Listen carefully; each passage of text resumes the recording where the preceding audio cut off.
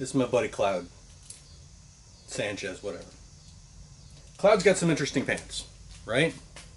They got kind of a weird taper to them. The two belts, very interesting. I may have just grown up in the 80s, but I see those as Cavariccis. Those of you who are too young to remember, these are Z Cavariccis. And in my youth, they were the epitome of cool, right?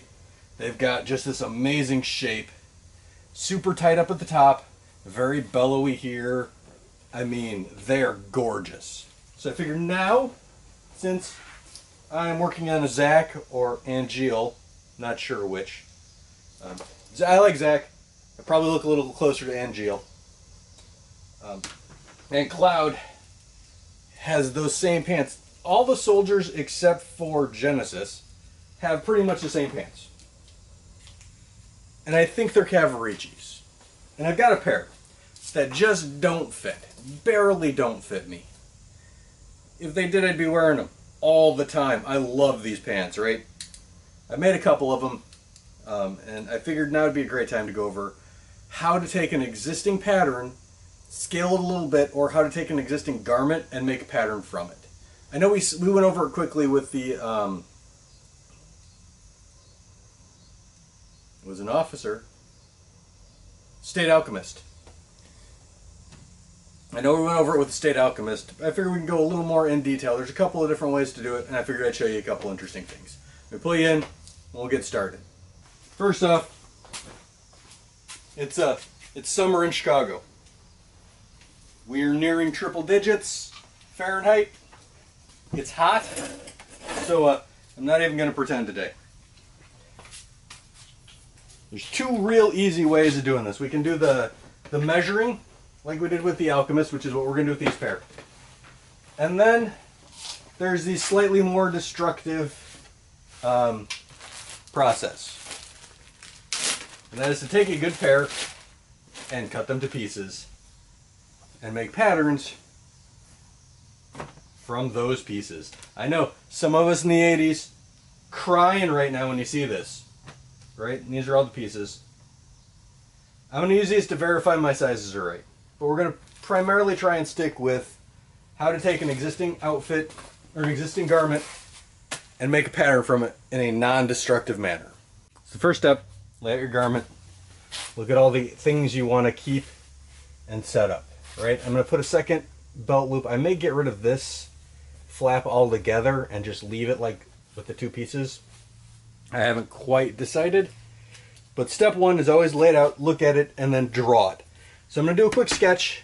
I'm going to try and break up the pieces so we can see what we're working with. There is no reason for you to keep an eye on this. I'll bring it back in once that's done. So here it is. Not many pieces, right? We have a I guess it would be left and a right. That's the fly piece.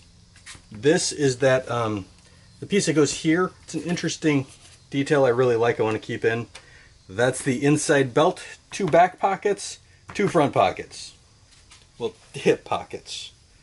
A couple things to keep in mind when you're doing clothing. These are size 30. Well, let me pull you back out for a second so you can see what I'm talking about. These pants are size 30. And this is a huge disservice that most clothing manufacturers make. So let's line this up to the beginning. Now let's measure. Because if you go and you try and make a size 30 pant, and you know, you're like, well, no, that's my waist size. It's 28. Rarely are the pant size the same as your waist size. Always measure twice. For me, I'm a 38, which makes me feel horribly fat. I used to be able to fit into these.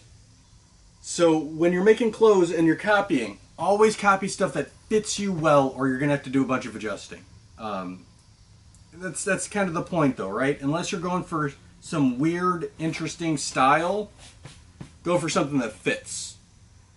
These don't fit, but I love the design, so we're going to stick with it. So now that I have my pieces, I'm going to start measuring things and just, you know, sketching things out, see where we fall. And then I want to compare it to the piece that I've already just taken apart. So let's get on to that. This is just a matter of measuring and drawing, right? And that's a straight edge. And the thing to keep in mind, let me grab a square so I can show you a couple interesting things. So from a 90 degree, if you look, this has got an angle to it. So it's not straight. You got to keep that kind of stuff in mind. You can cover the whole thing and just tape, a full layer of tape one way, then a full layer of tape the other way. Trace it, pull it. That'll give you a similar effect. But you know, it's 4 inches. I like making my life a little difficult. And that splays in a little bit. Just a touch. The piece itself, and this is without seam allowance, by the way, looks to be, I'd say 10.5 inches. So, first thing I do is add 1/2 inch, and add 1/2 inch. That's going to be my top seam allowance. I'm going to go 4 inches, 10.5. Right now I'm just trying to make all the seams line up, because once I have that, everything else will fall into place. This is at a 90 degree. So again, you've got to be super cognitive of where everything lays. The noises you're hearing are cicada. And I always found it fascinating that good chunks of the world, trees just don't scream at them like they do in the Midwest. Can't even imagine what it would be like to be quiet at the night, you know? Nice summer night, trees screaming. Straight edge would be super useful right about now. Alright. Printer parts. When in doubt, printer parts. So this should be that piece. Bring this over just a little bit. See how close I am. That's not too shabby. It's got kind of a curve, but I think that's more years and years of wear and tear as opposed to actually having a curve. Not bad. I like that. That turned out pretty okay.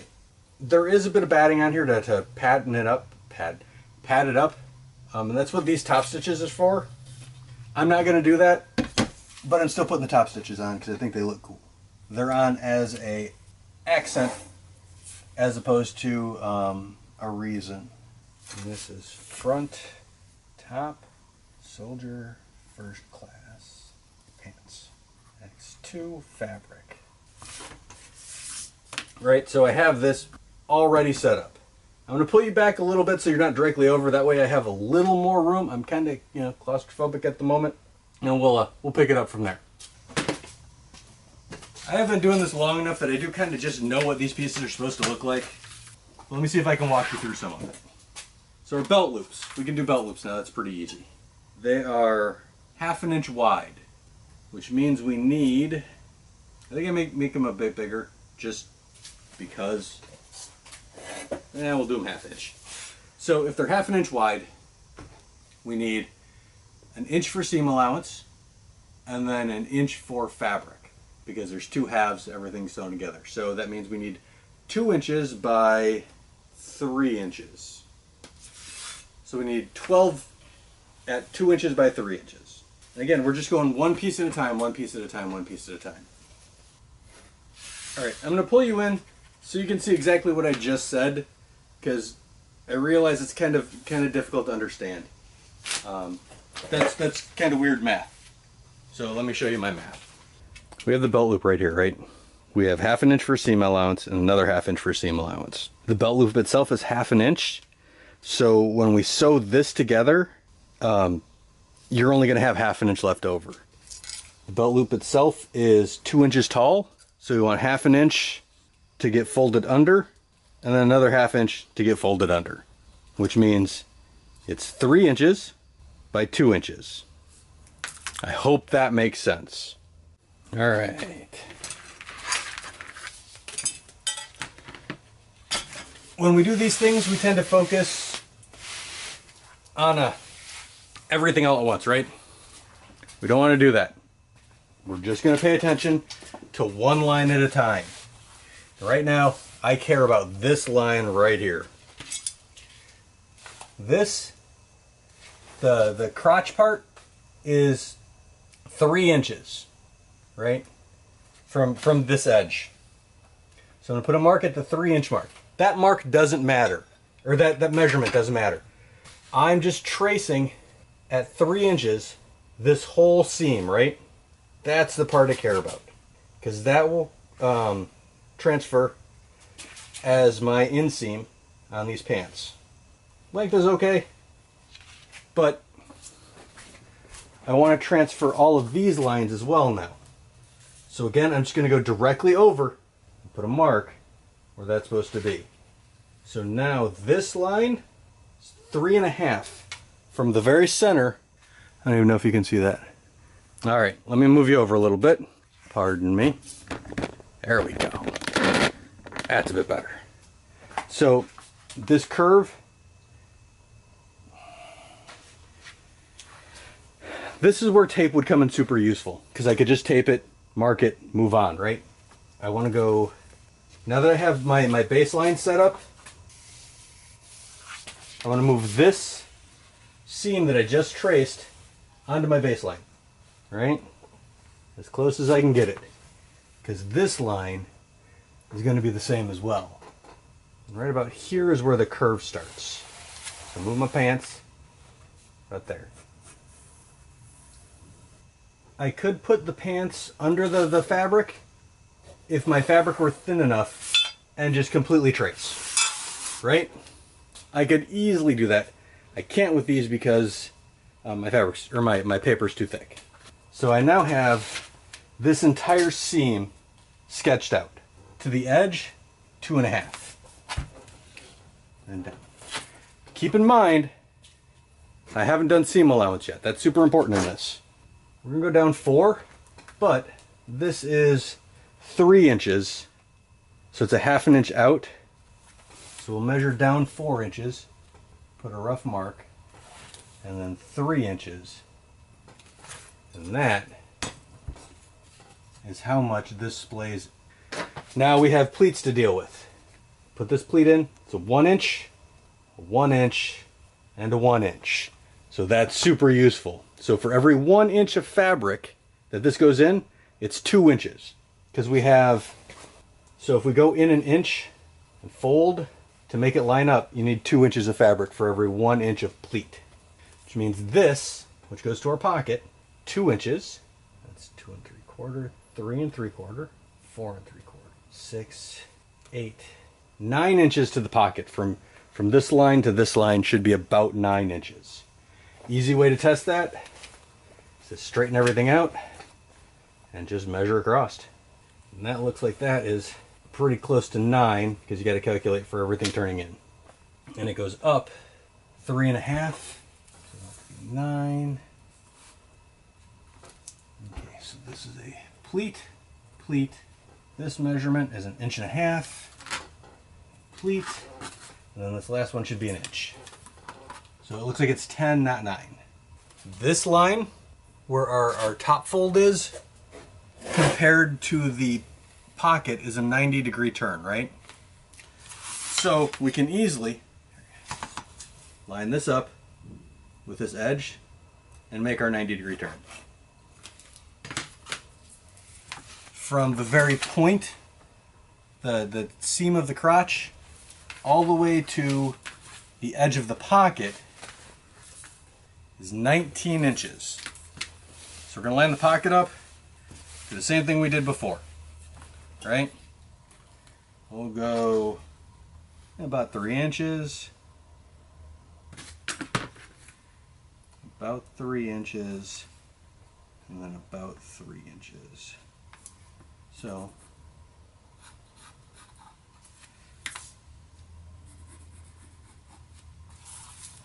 of course not going to be perfect, because we're just guesstimating. At this point, cutting the pants up, really the only way to get an exact copy. I do not want to destroy these pants. They've made it this far. They deserve. All right. here to here is 18 inches. So I lost about an inch, which means I'll have to adjust, either add an inch up here. It could just be as simple as this is turned, because it does look a little sharp. Line that up and that up to 19 inches would put me here. Give a nice gentle curve for pocket. I think I want to be here. Yeah. So all things considered, losing an inch over the whole front, not bad. Cavariccis do this weird thing where they have this odd kick where it goes down and makes this 90-degree turn. I'm getting rid of that. It's neat, but it's difficult to sew, and it makes them stand out as kind of odd. So we're gonna go talk cuffs for a second. Since I can't quite trust this line anymore, I need to know how big to make my cuff. And they're almost always an even distance on either side, right? So for these pants, it should be 7.5 inches. I'm gonna go 8 because I want a little more bag at the very bottom because I want them to gather. I may even end up going more. I don't know. This is just a rough number. So at this point, I just need to measure from the very tip of the pocket to the cuff. And that is 34.5. We are currently at 33. Wow, we're way off. Which means this angle up front is probably a little off. That's okay. Or there's just more bag. Because if it does bellow, I could get 33 out of it.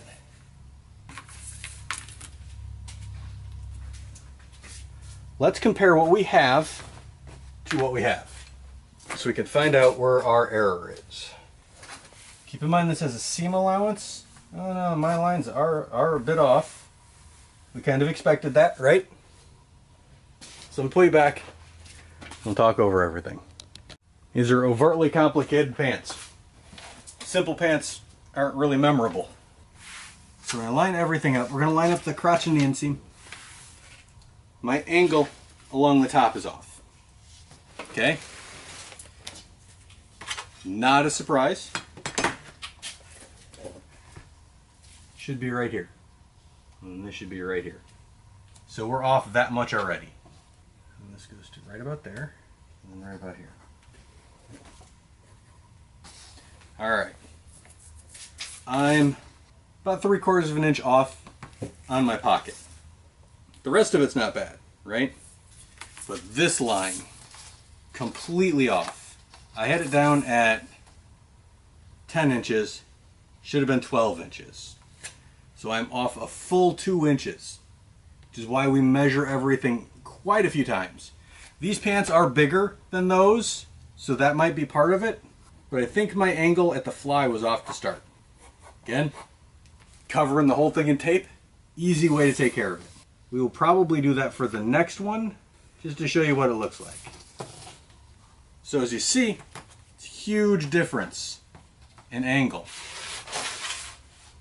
This is just going to come straight down and curve. That's a problem with doing pants as one solid piece, because everything is just a little off. The inseam on these is also considerably different. These were much longer, much larger pants. But I can line up the mark. Then line everything up. I got a piece of lumber right here I can use. So I want more of a gradual arc than what they had. I also want them, I don't think I want them any bigger. But we'll bring it down first. Because I want them to start bagging right around the knee. And for me, from the hip, that's about 22 inches. Add 4 inches. So it should be right about here. So I want them to come straight to about there.